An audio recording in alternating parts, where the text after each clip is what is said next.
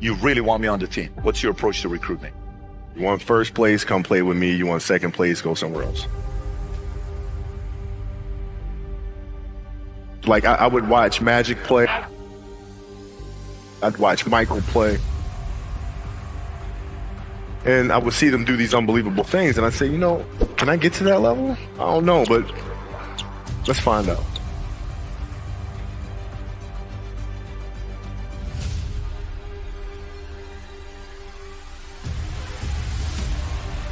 That's why he's the best player in the game.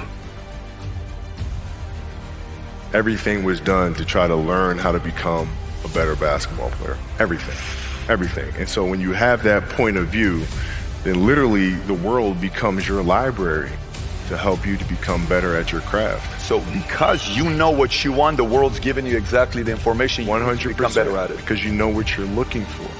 So many guys tell stories about your work ethic. Yeah. What was really your work ethic like, and for how long did you stay disciplined? Well, I mean, every day. I mean, since 20 years. It was an everyday process and trying to figure out strengths and weaknesses. For example, jumping ability. Man, my vertical was a 40. It wasn't a 46 or a 45. My hands are big, but they're not massive. Right? So you got to figure out ways to strengthen them so your hands are strong enough to be able to palm a ball and do the things that you need to do. Quickness, I was quick, but not insanely quick. I was fast, but not ridiculously fast. Right? So I had to rely on skill a lot more.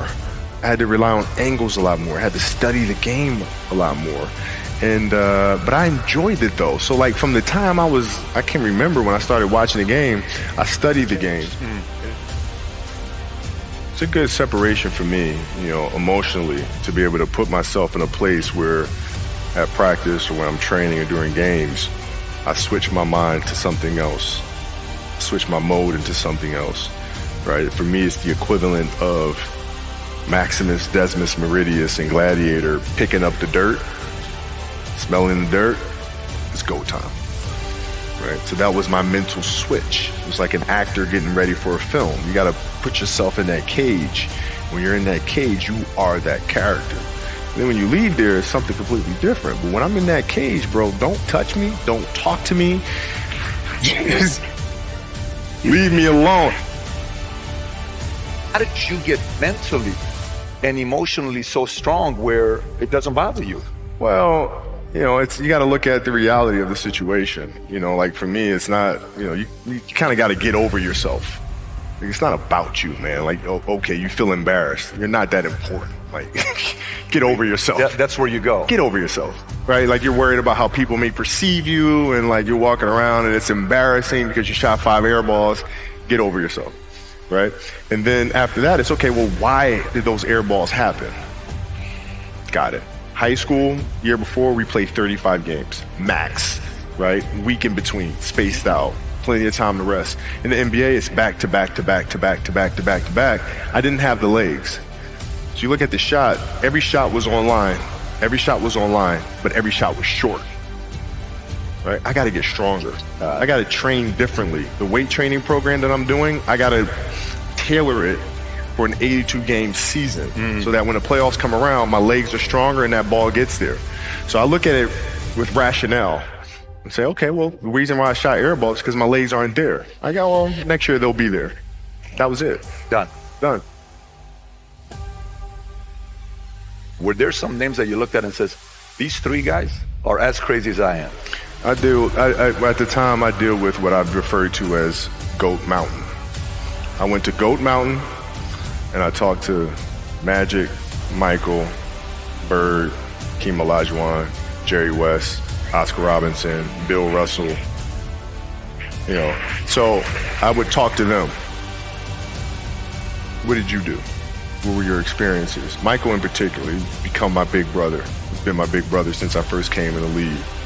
And what was that process like?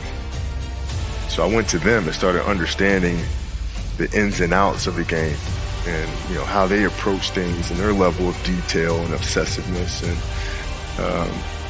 that's what I did. The players that had that passion but weren't willing to commit their lives to doing that, right? It's a choice. Right? You have other things. You have family. You have all these other things that you have to do. The game can't really be your number one priority. And so I was just looking at that like, man, this is going to be fun. If I'm buddies with you from high school, if I'm a cousin of yours, what happened to our relationship? How did that gravitate when you went into the league and you're determined to become the greatest, or you're determined to become one of the greatest? What happens to our relationship? Oh, it suffers. It does suffer. Oh, yeah. Okay. Yeah. And you understood that. You were okay with that. Well, yeah. And the people that love you, like friends and family, like they know that about you. Got it. So they let you be you. And when you reconvene, you pick back up where you left off. But make no mistake about it, everything in between is lost, right? So those long-term relationships, the commitment of time of, taking vacation. Like I see a lot of players take vacations with other players that are close friends. And just take vacations just to take vacations, or just hang out just to hang out. Like I never did that. But Why not though? Why didn't you do that? Well, because when I retire, I didn't want to have to say, I wish I would have done more. I don't want that. I don't want that. You got a lot of people paying their hard-earned money to come watch you perform. It's your job to be in shape. It's your job to be strong enough to perform at that level every single night. And as a competitor, I'm not ducking shit. Like, it's not, oh my God, my back hurts, I'm sore, we got to play Vince Carter and Toronto Raptors tonight. We actually had this happen. We had a game against Toronto in 2000, and Vince was tearing the league up. My back was jacked. Like, the perception of that, like, what? Kobe's missing the game against Toronto and Vince Carter because my back was really spasming. But people will be like, what? Oh, he's ducking Vince. Excuse me? No, I don't think so. So I would be in the layup line like, okay, there's a lot of days where, you can rest and recover. Today ain't one of them. Your back can bother you any other day. That shit ain't bothering me today. He gonna have to see me today. Yeah. Oh, man. Yeah. If you're looking at big investments you got to make, what is the decision-making process there? Do you call? Is there first you do your own research? You take this much time. You call an advisor. Is there a system you follow? It's pretty simple for me. It's do you understand the business? Is it a business that you can help in some form or fashion? What are the barriers of entry to that business? And then the entrepreneurs themselves, the company itself, right? Do they have a culture that you believe is sustainable? Are these leaders people that you believe in? Are they people that are obsessives? And in turn, have they created a culture of obsessiveness? So I tend to look at those 4 factors, and that's it. That's big right there, by the way. I don't know if you guys caught that right there. That's pretty massive right there. Same determination. What's your current work schedule look like today? It's different because I personally am not writing every word of the novels. I am not animating the films.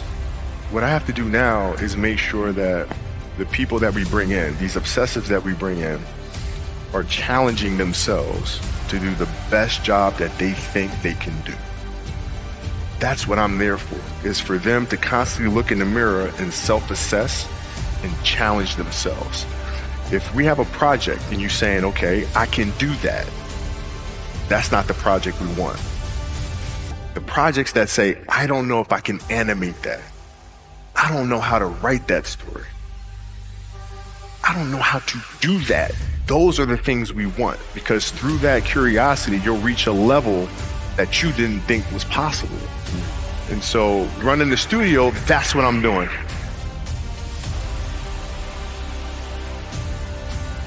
You're playing against the Golden State Warriors. Score is 107-109. You guys are close to getting into the playoffs. You know exactly what happens in the game. You go up, you're about to take your shot, and then all of a sudden, boom, Achilles happens, right? He went and hit the free throws, and then you walked off the stage. Yeah. And we got the surgery guy.